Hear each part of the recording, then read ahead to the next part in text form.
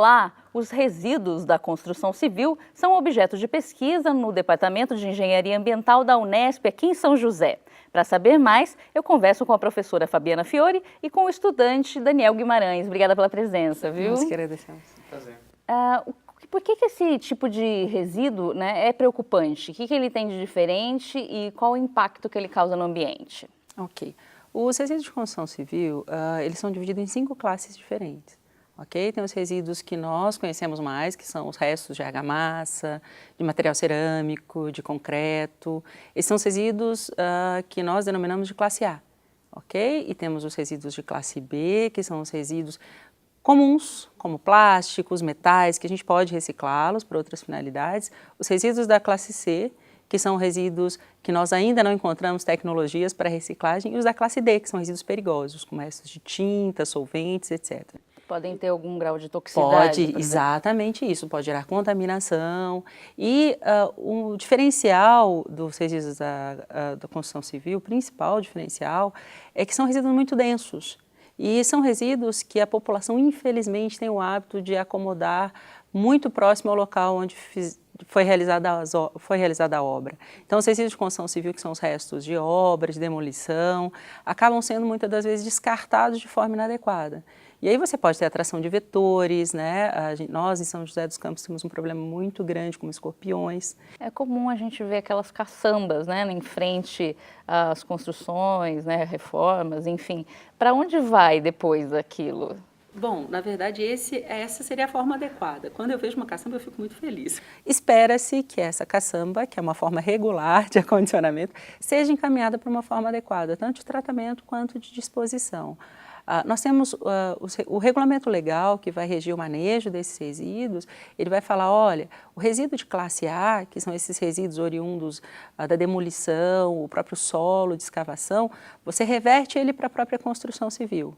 Então, muitas das vezes é feita a britagem desse material, você consegue trazê-lo para um volume mais adequado para que você possa fazer muitas vezes brita, para que você reintegre a construção civil. Tá? Então, assim, é o que a gente espera, porque o momento que quem faz a obra contrata uma caçamba, em São José dos Campos, por exemplo, isso funciona, porque nós temos o sistema eletrônico que vai ter, então, quem disponibiliza a caçamba para o construtor vai ter que colocar no sistema eletrônico que ele colocou a caçamba ali. Ele vai ter que declarar no sistema eletrônico posteriormente para onde ele encaminhou. Então, aí a legislação vai diferir, quem gera pouco resíduo de quem gera muito, quem é o grande e o pequeno gerador. Para o pequeno gerador, aqui nós temos os pontos de entrega voluntária, né, que a legislação já regra dessa forma, porque os pequenos geradores, o poder público municipal deve trazer a eles pontos para onde eles possam entregar esse resíduo. Não necessariamente de forma gratuita, mas o poder público já deve garantir que existam esses locais de entrega.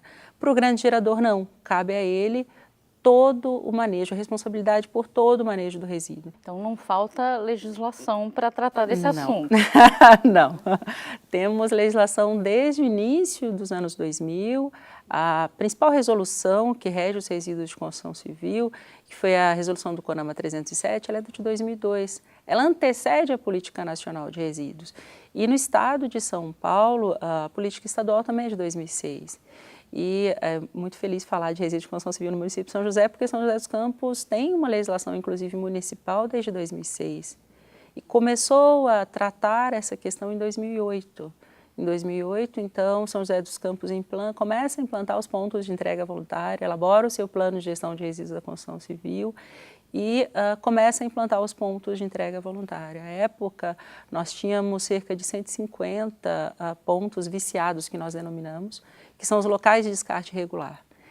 Infelizmente, há pouco, ano passado, nós fizemos um levantamento de quantos pontos ainda existiam. Infelizmente, a realidade de implantação dos pontos de entrega, com entrega gratuita para os pequenos geradores, não mudou muito essa realidade no município. Tá? É algo que nós precisamos trabalhar, é a questão da conscientização, da disposição adequada dos resíduos de construção civil. É levar à população a informação de que os pontos de entrega voluntária estão aí disponíveis para que você entregue o seu resíduo de construção civil, o pequeno volume Então, pequeno gerador, aquele que gera até 1 metro cúbico de resíduos de construção civil. São José, em relação às demais cidades da região, ou mesmo, né, em cenário nacional, como que a gente pode classificar São José? Temos realmente uma situação diferenciada. São José foi citado pelo Sistema Nacional de Informação sobre Saneamento como uma das cidades que tem referência na área de gestão de resíduos de construção civil. Eu fico muito feliz de falar, porque participei lá em 2008 de todo esse trabalho que foi desenvolvido pela Secretaria de Meio Ambiente à época, mas nós temos um diferencial, um sistema eletrônico declaratório que consegue, na verdade, pegar desde o gerador até quem dispõe, então até a disposição final. Então a gente consegue, em princípio, acompanhar o caminho desse resíduo. É claro que esse sistema declaratório também precisa avançar. Nós temos alguns resíduos que não chegam a entrar nesse sistema. Então, nós precisamos, sim, fazer valer o sistema, fazer valer tudo o que já foi pensado em termos de planejamento e garantir que as soluções de tratamento e disposição final tragam para o território, inclusive, o valor econômico que está agregado a esse resíduo. Então, para que não seja só um custo, para que a gente consiga encontrar novas tecnologias, novos materiais, novas formas de reintegração desse material que é reciclado dentro do próprio território municipal. E o principal ponto, eu acredito, de avanço que nós temos, apesar da singularidade da situação do município de São José dos Campos, que é referência, é um município dentro do Vale do Paraíba, o único que tem um sistema eletrônico implantado, que consegue ter dados um pouco mais reais do que se gera, mas ainda temos a avançar. E nesse sentido, eu acho que principalmente a educação da população, que nós temos bairros em São José dos Campos onde eu tenho um ponto de entrega voluntário e ao lado eu tenho descarte regular. Então, é uma situação de como a população consegue, na verdade, trazer para si e, na verdade, incorporar o hábito em seu cotidiano de levar esses resíduos e descartar no local adequado.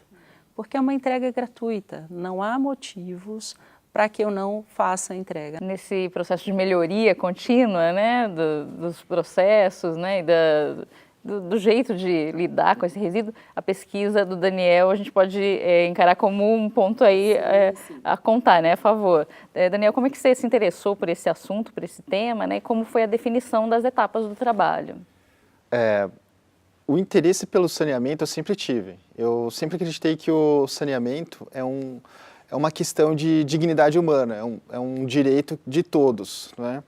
E é um fator essencial para o desenvolvimento do país. Sem saneamento você não tem desenvolvimento. E como estudante de uma universidade pública, uma das melhores universidades públicas do país, né, a Unesp, com excelentes professores, uma grade curricular muito bem planejada, que abrange praticamente todos os aspectos da sustentabilidade. A gente descobriu que ferramentas, muitas delas existem, só que não para a construção civil, a maioria são para resíduos sólidos urbanos, né? Então a gente fez uma revisão sobre esses indicadores, os possíveis, e com o apoio da FAPESP, a gente está desenvolvendo uma ferramenta de gestão que envolve tanto aspectos políticos, sociais, culturais, econômicos e ambientais para a gestão pública.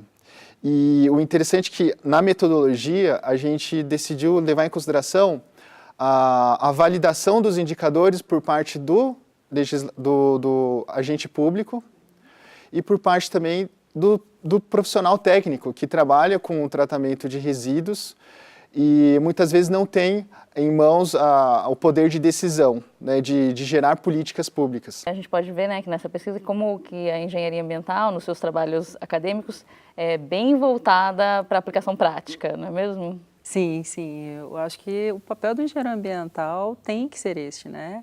De já aprender desde a graduação que o seu trabalho é campo, que o seu trabalho é aplicado. A engenharia nada mais é do que problema-solução.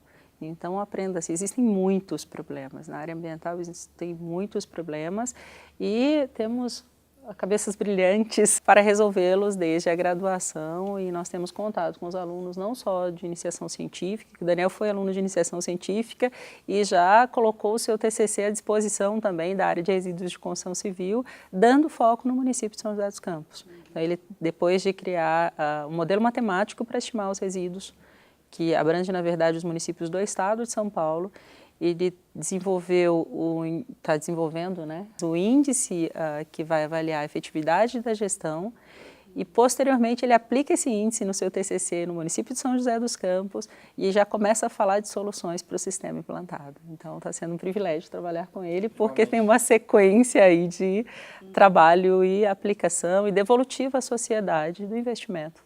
Obrigada novamente pela presença dos dois. A gente vai ficando por aqui. Até a próxima.